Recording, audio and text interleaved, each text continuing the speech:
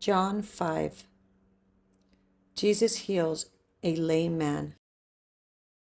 Afterwards, Jesus returned to Jerusalem for one of the Jewish holy days. Inside the city, near the sheep gate, was the pool of Bethesda, with 5 covered porches. Crowds of sick people, blind, lame, or paralyzed, lay on the porches. One of the men lying there had been sick for 38 years. When Jesus saw him and knew he had been ill for a long time, he asked him, "Would you like to get well?" "I can't, sir," the sick man said, "for I have no one to put me into the pool when the water bubbles up. Someone else always gets there ahead of me." Jesus told him, "Stand up, pick up your mat, and walk." Instantly, the man was healed. He rolled up his sleeping mat and began walking. But this miracle happened on the Sabbath, so the Jewish leaders objected.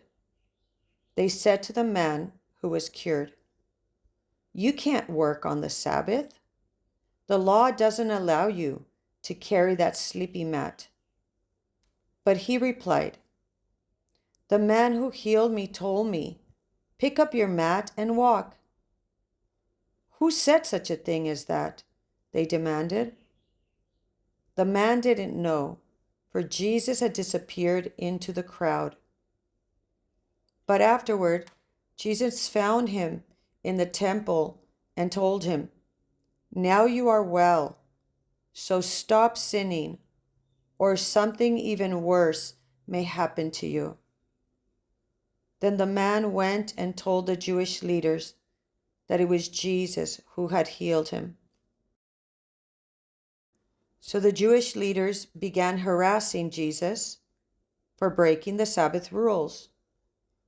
But Jesus replied, "My Father is always working, and so am I."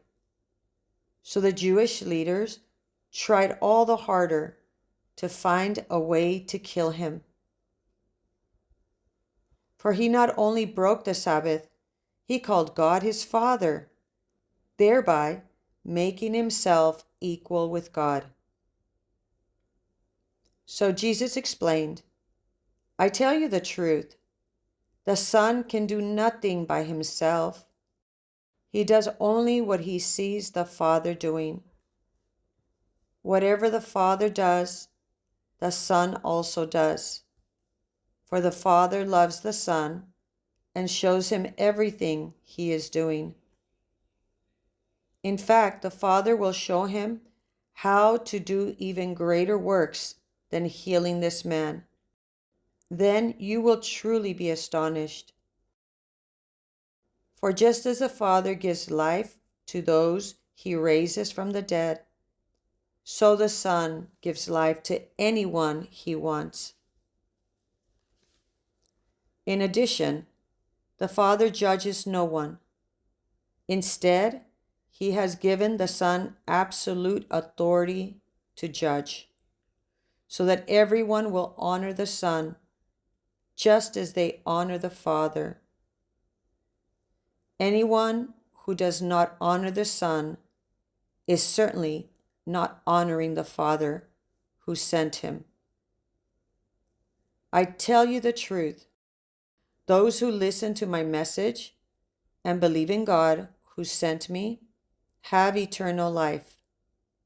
They will never be condemned for their sins, but they have already passed from death into life.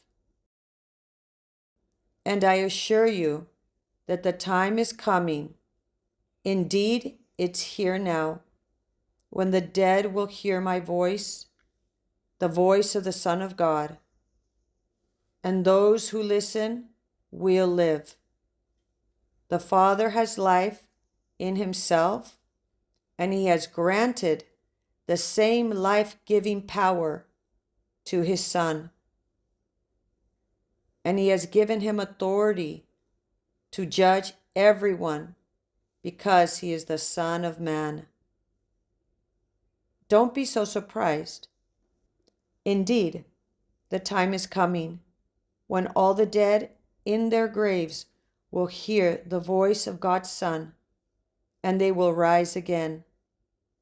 Those who have done good will rise to experience eternal life, and those who have continued in evil will rise to experience judgment. I can do nothing on my own. I judge as God tells me. Therefore, my judgment is just, because I carry out the will of the one who sent me, not my own will. If I were to testify on my own behalf, my testimony would not be valid. But someone else is also testifying about me, and I assure you that everything he says about me is true. In fact, you sent investigators to listen to John the Baptist, and his testimony about me was true. Of course, I have no need of human witnesses, but I say these things so you might be saved. John was like a burning and a shining lamp, and you were excited for a while about his message. But I have a greater witness than John, my teachings and miracles. The Father gave me these works to accomplish, and they prove that he sent me. And the Father who sent me has testified about me himself. You have never heard his voice or seen him face to face, and you do not have his message in your hearts, because you do not believe me, the one he sent to you. You search the scriptures because you think they give you eternal life. But the scriptures point to me. Yet you refuse to come to me to receive this life. Your approval means nothing to me because I know you don't have God's love within you. For I have come to you in my Father's name, and you have rejected me. Yet if others come in their own name, you gladly welcome them. No wonder you can't believe, for you gladly honor each other, but you don't care about the honor that comes from the one who alone is God. Yet it isn't I who will accuse you before the Father. Moses will accuse you. Yes, Moses, in whom you put your hopes. If you really believed Moses, you would believe me, because he wrote about me. But since you don't believe what he wrote, how will you believe what I say?